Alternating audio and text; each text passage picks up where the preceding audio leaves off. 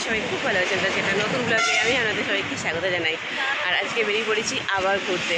আজকে যাচ্ছি বিপাশাদের বাড়ি। পিন্টু যাচ্ছে না, পিন্টু ওদিকে বাসে তুলতে এসছে।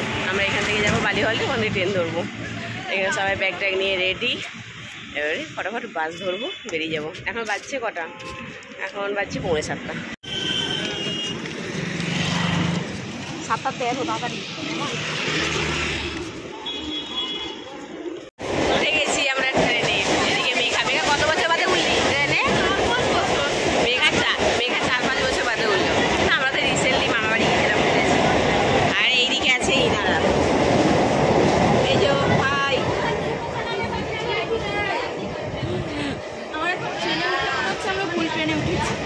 কি ট্রেনে উঠে ভুল ট্রেনে উঠেছি? তুই ভুল ট্রেনে বলছিস কেন? হ্যাঁ রে, ঠিকই উঠেছি।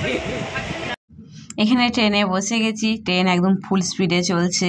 পিন্টু আমাদেরকে বাসে তুলে দিয়ে ওখান থেকেই চলে গেছে। ও আমাদের জন্য আর বালি অবধি আসে নাই। আমরা বললাম বাড়ি থেকে আমরা ঠিক চলে যাব, কোনো অসুবিধা হবে না। তো বালিতে এসে তারপরে আমরা ট্রেন ধরলাম, মানে বালি হল্টে এসে ট্রেন ধরলাম। আর এখানে দেখো গ্রামের দিকে যত যাচ্ছে তো তত সবুজ, শুধু ধান লাগিয়েছে। এখন সেই বোরো ধান হয় না, সেই বোরো ধান এখন হচ্ছে। আমি গ্রামের মেয়ে তো সব কিছু চাষের ব্যাপারে না জানলেও কিছু কিছু জানি, যেহেতু বাবা দাদু এরা চাষ করতো। তো এখন এগুলো বোরো ধান, তারপরে সর্ষে, তিল, তারপরে এখন কি বলে আলু, এইসবের চাষের সময়। তো আর এখানেতে ট্রেনে চেপেছি, আর হকাররা উঠবে না সেই সব তো হয়ই না। আমরা উঠেছি মেনলি যেগুলো ওই যে মহিলা যে কামরাগুলো হয় ওতে উঠেছি। তো এখানে যে আমি বোতল নিচ্ছি, যে বোতলটা আমি দেখালাম সি গ্রিন কালারের, ওই বোতলটা নিয়েছি। আর মেঘা শুধু কী খাচ্ছে, এখানে শুধু খেয়ে যাচ্ছে। আর বিভাসার হাতে যেটা আছে সেটা একটা স্টোল, ওই স্টোলটাও নিচ্ছে, কিন্তু ওই স্টোলটাতে দাগ আছে। তো আমি বললাম যে তুই এবারে নামবো বর্ধমান। ওখান থেকে আবার বাস ধরে যাব আলিশা থেকে ওদের বাড়ি যাবার বাস ধরবো। আবার সেখানে নেমে আবার কী ধরবো? টোটো। আমাদের গ্রামের দিকে আসলে জার্নি হয়, একবার টোটো, একবার বাস, একবার ট্রেন। আমাদের এখানে নেমে মানে স্টেশনে নেমে এখান থেকেই বাস ধরার কথা ছিল, কিন্তু সেই বাস নেই বা বেরিয়ে চলে গেছে। আর কারণ আমাদের এখানে নরেন্দ্র মোদী এসেছিলো আরামবাগে, তো সেই জন্য ম্যাক্সিমাম বাস আজকে বন্ধ আছে বা ওনারা টেনে নিয়েছে কোনো কারণে। তো সেই জন্য টোটো ধরে আমাদেরকে আরও এগিয়ে গিয়ে বাস ধরতে হবে। তো সেই টোটো ধরে নিয়েছি, নিয়ে সেই গন্তব্যস্থলে আমরা এখন যাচ্ছি। এটা হচ্ছে আমাদের বর্ধমানের তেলিপুকুর। এখান থেকে বাস ধরবো আমরা।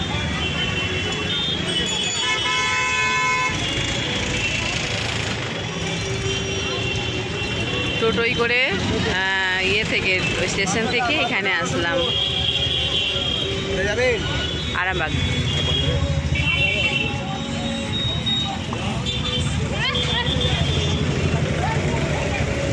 এইটা দিয়ে চলে গেলে, এই রাস্তাটা দিয়ে চলে গেলে আমার বাড়ি। মিনিট 10 দাঁড়িয়ে থাকার পরে তারপর বাস পেয়েছিলাম। বাসেতে আমি একটুখানি ভিডিও করতে পারিনি, কারণ প্রচণ্ড ভিড় ছিল, মানে একদম ছাল ছাড়াছাড়ি অবস্থা। তো 40 মিনিট থেকে 45 মিনিট দাঁড়িয়ে বাসে দাঁড়িয়ে আসার পরে তারপরে এখানে টোটো পেয়েছি। এবারে যাব সোজা বিপাশাদের বাড়ি।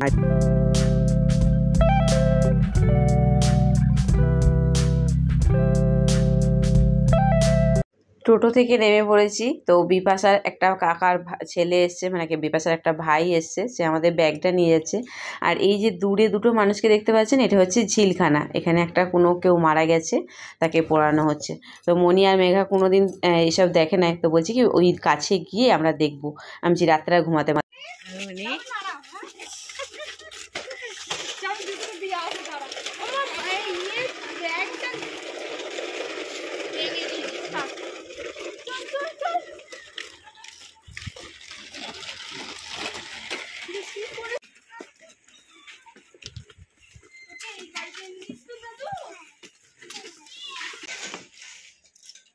আমাকে একটু পেঁয়াজ দিই। ও আজকে তো শনিবার, পেঁয়াজ খাবো না।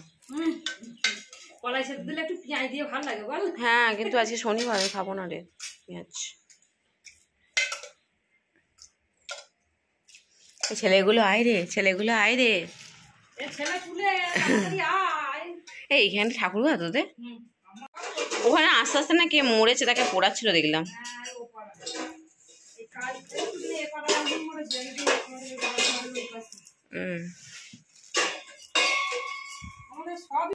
এখানে আমরা স্নান করতে এসছি, মনিও স্নান করতে এসছে। এটা কিন্তু দিদি বাড়ি না, এটা দিদি কি বলবো তো ভাসুর দেওরদের বাড়ি। বক বক করছে এখন দিদি, দিদি বক বক বক বক বক বক। একবার যদি মুখটা খুলেছে বন্ধ হবে না। মেঘা গেছে ওয়াশরুমে স্নান করতে, আর মনি এখানে গামছা নিয়ে বসে আছে। এবারে মনির পালা। স্নান টান করে এসে আমরা সবাই ঘুমিয়ে পড়েছিলাম, বিপাশা, আমি, মেঘা, মনি, চারজনই ঘুমিয়ে পড়েছিলাম। দিদি বললে একটু রেস্ট করে নে, কারণ আমাদের আরও একটা জায়গা যাওয়ার আছে। সেটা ব্লগটা দেখুন, তাহলেই বুঝতে পারবেন। তো এখানে ঘুম থেকে উঠে গেছে মনি, খেতে বসে গেছে।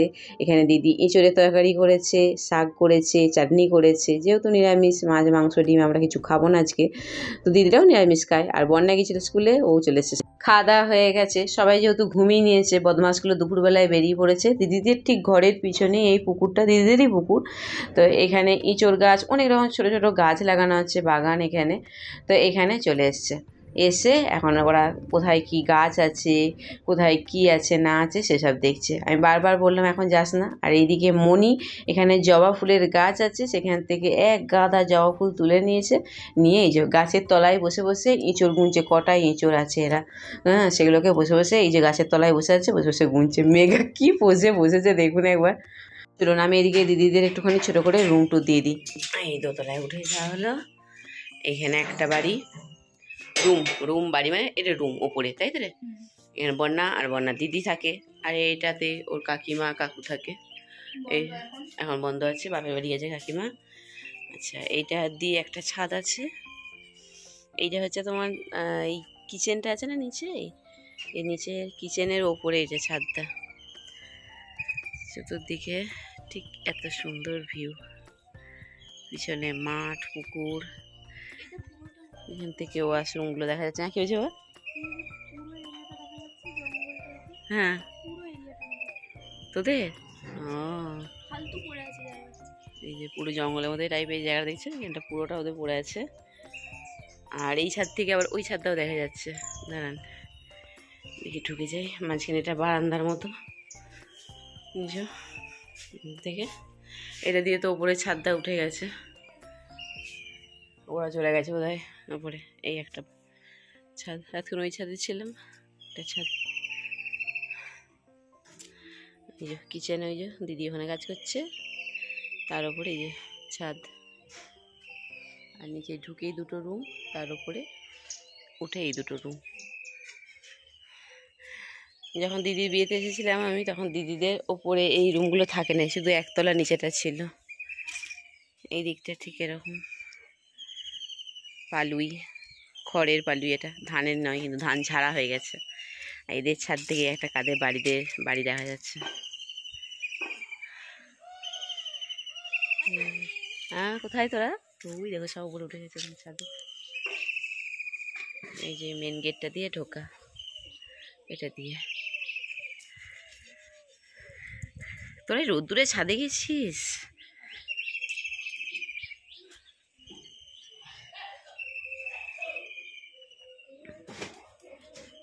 এখানে তুলে মাঠ থেকে যাই ওখানে রেখে দিয়ে গেছে জাল। মাছ ধরার সমস্ত রকমের জাল, মাছ ধরার সংসার আছে। আচ্ছা,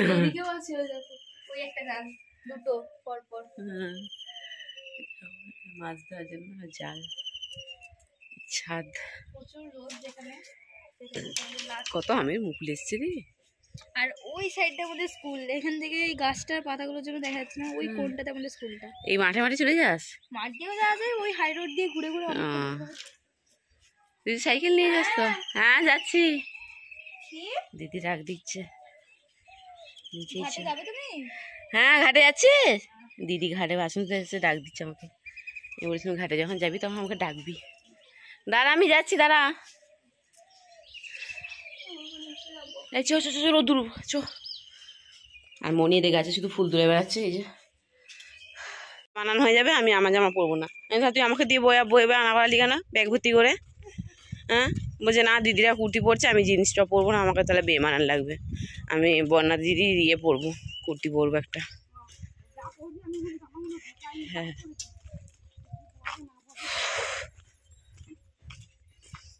এই ছাগলগুলো কাদের রে দিদি? হ্যাঁ তোদের?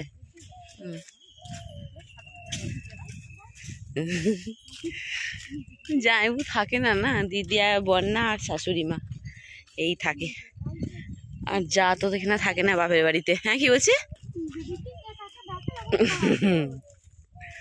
জামাইবু বোধহয় সপ্তাহে সপ্তাহে আসে, তখন এসে বাজার টাজার করে দিয়ে যায়। কোথায় এখন পুকুরে নিয়ে যাচ্ছে এখন বাসন ধুতে। তোদের সবজি এখানে বিক্রি করতে আসে না?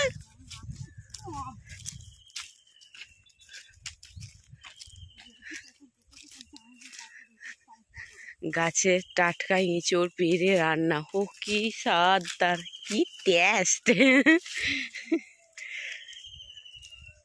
এতগুলো খুঁটো করা আছে, দেখে পড়ে গেলে লাগবে। এই এখন বসে বসে এখন বাসন মাজবে। বাড়ি থেকে আমি সব জামাগুলো নিয়ে এলাম, একটাও পরে নাই, সব এখানে বিপাশাদের জামা টামা পরে এই যে ছবি তুলছে। মেঘা এদিকে ঘোর, এদিকে ঘোর। দুই বোনে ওরা বিপাশা আর বর্ণা দুজনে সেম পড়েছে, আর এরা হচ্ছে একজন বিপাশায় পড়েছে, একজন বর্ণার পড়েছে। মেঘা আর মণি এখানে এসে দারুণ খুশি, দারুণ। বিপাশা আছে মাতিয়ে রেখেছে ওদিকে, সব এসে খেয়ে দিয়ে লম্বা করে সব ঘুম দিয়ে নিয়েছে স্নান টান করে। এখন যাচ্ছে বিপাশা মাসিমণির বাড়ি, মানে আমার বান্ধবীর বাড়ি, বুলুবুলির বাড়ি। এক ঢোল এক কাশি দারুণ লাগছে, শুধু আমি একটু লম্বা, এটাই জানিস কি, বাকি সব ঠিক আছে। চল পাহাড়ে বন্ধ কর।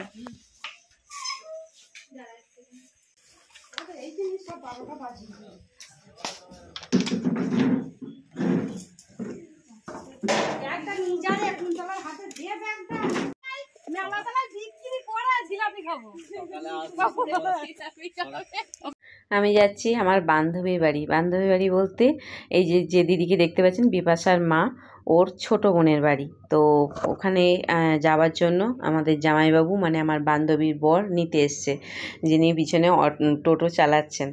আর যেই বান্ধবীর বাড়ি যাচ্ছি তার দুই ছেলে, তার মধ্যে ছোট ছেলেটাও এসেছে আমাদের সাথে। তো এখানে বিপাশার ঠাকুমা ছিল, ঠাকুমা দাদু তো নেই, কাকু কাকিমা কেউ নেই। তো ওনাকে নমস্কার করে আমরা এখন বেরিয়ে পড়লাম। বিপাশার মা বা বিপাশা বা আমি যে বান্ধবীর আমার বাড়ি যাচ্ছি, এদের সাথে আমার কোনো রক্তের সম্পর্ক নয়। এরা আমার নিজের যে খুঁড়তুতো যেত কাকুর মেয়ে তাও নয়, এরা হচ্ছে আমার পাড়া তুতো বোন, মানে আমরা বোন, মানে আমরা একই গ্রামে আমরা বড় হয়েছি। বিপাশার মায়েরা 4 বোন 1 ভাই, ভাইটা মারা গেছে। তো 4 বোনের মধ্যে আমি এসেছি শেষদির বাড়ি, এরপর যাচ্ছি বুলবুলির বাড়ি, কারণ বুলবুলি আর আমি দুজনে একই সাথে স্কুলে পড়াশোনা করেছি, সেই জন্য ওকে আমি বান্ধবী বলি। আমরা ওর সাথে আমার বোনের বা দিদির সম্পর্ক নয়, আমরা দুজনে খুব ভালো বান্ধবী, বেস্ট ফ্রেন্ড একদম আমার বলতে পারেন। আর বিপাশার মা একে আমি সেইদি বলি, মেজদি আছে, তাকেও আমি দেখাবো, সেটা পরের ব্লগ আমি দেখাবো, কারণ অলরেডি এই ব্লগটা অনেকটা বড় হয়ে যাবে না হলে।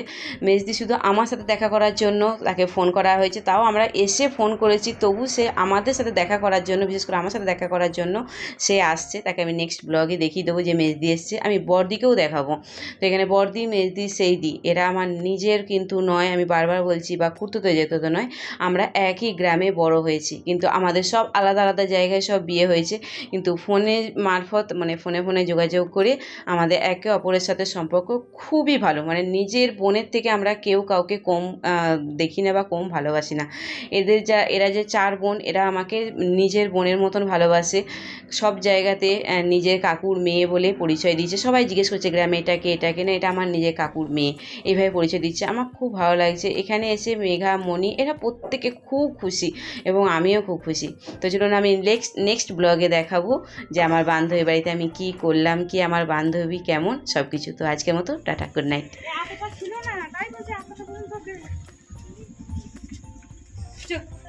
ঝুঁকে যাবো, জুতো পরে চলে যাবো।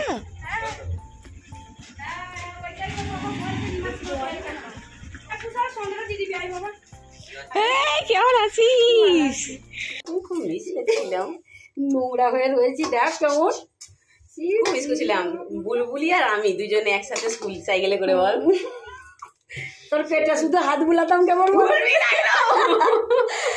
শুধু পেটে হাত বুলাতাম। একদম বুলবুলি আর আমি সাইকেলে করে স্কুলে দুজনে মিলে মাধ্যমিক পরীক্ষা দিতে যাওয়া। রোগা হলে কি করে আমি এটাই ছিল। আমি রোগা হয়েছি, বকিস না, আমি ঠিক আছি, তুই অনেকদিন বাদে আমাকে দেখলি বলে তাই না তো ছবি দেখিনি আমি না।